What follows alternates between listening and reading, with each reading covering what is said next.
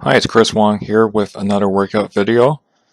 So for this workout, I went back more to like a, a full body approach, where as many exercises I could do full body instead of just focus on one exercise.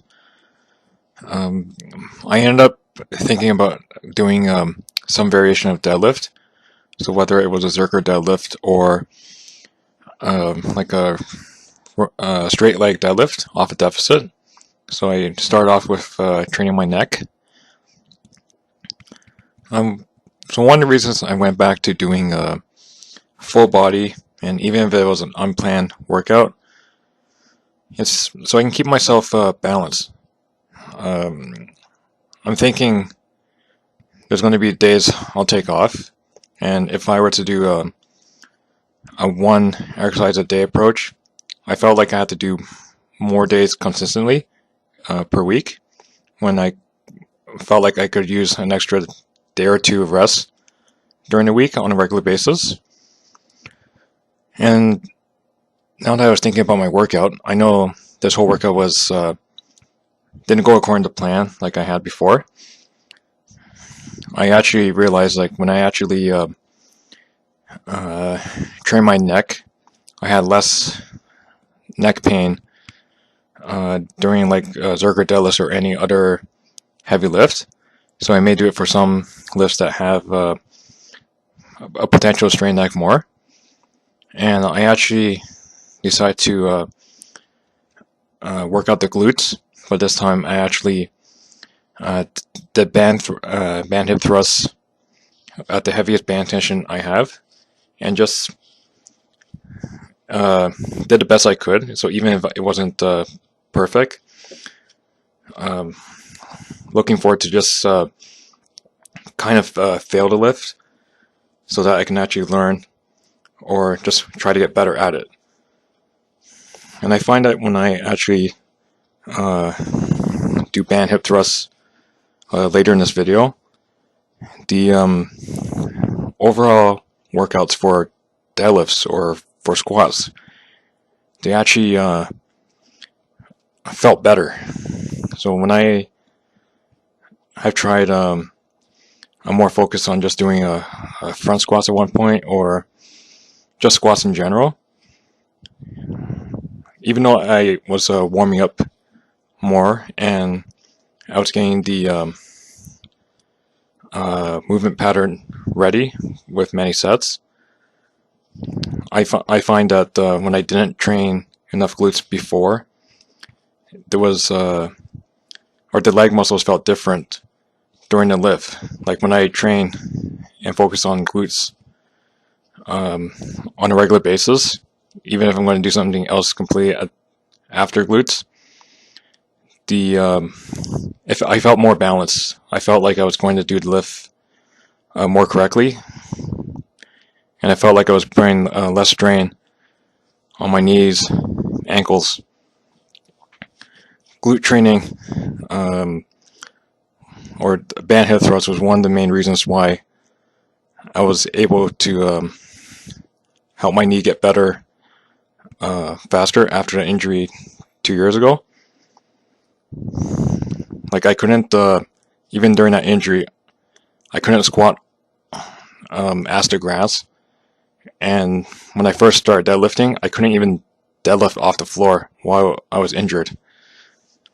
And I find that because my range of motion was only limited to 90 degrees on that injured knee, I was still able to do band hip thrusts, and it got me thinking that if just like preparing myself of doing band hip thrusts or training my glutes, it helped reduce strain on the knee. I think part of it had to do with the way I distribute weight over my feet and may not activate enough glutes when I'm standing.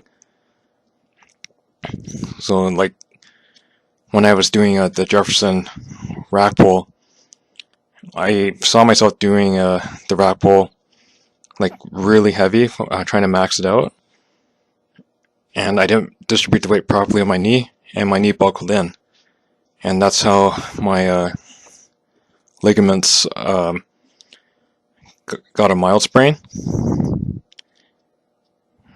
even though my knee is not, it doesn't work the same as it used to before the injury. And now, I can still do full range squats. It's just a little more challenging on doing wider stance lifts with very heavy weight, and a lot of fast side to side movements in sports.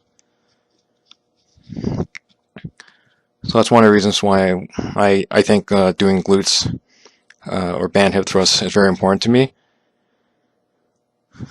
I think when I stand normally, I tend to be in a more anterior pelvic tilt, and it kind of puts more strain on my knees. And I remember one time while I was still healing from an injury, when I took a slightly bad step, I felt pain in my whole knee. And then when I actually flex my glutes as hard as I could while I was standing, because I wasn't near this equipment I have, the pain reduced a lot. And I think just being a guy who likes to work out, I'm not a physiotherapist or a doctor. When the glute muscles are not active enough, or when the glute muscles are too weak, it has a higher chance to put more strain on the lower back and the knees. So I know this workout was more unplanned towards the end. I was hoping to do some variation of a deadlift after the glute training, but then I realized I only had less than 5 minutes left to get another variation of exercise in, and I knew the setup for some variations of deadlifts would take longer, so I ended up doing a set of front squats after band hip thrusts.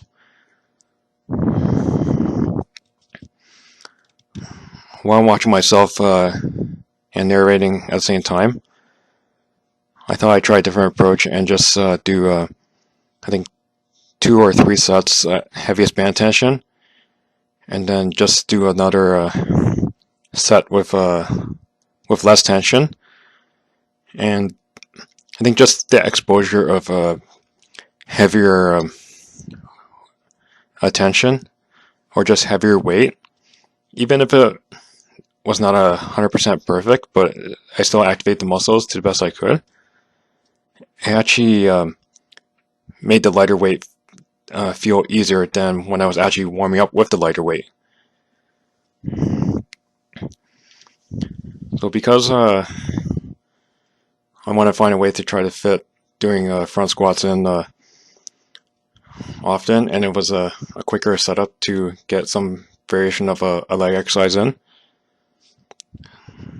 So I end up doing 2 sets, one to warm up with 95 pounds, and then the second set I did of 155. Now usually when I do front squats, I would do lately about 185 for 3 reps, just to maintain some strength. But I didn't want to take a shortcut and just jump directly to 185. I had to repractice the lift again because I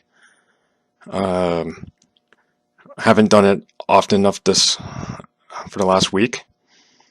So I end up just doing 155, and usually I would do 5 reps for practice or warm up, but then I just decided to do 6 reps just for extra muscular fatigue and see how it goes.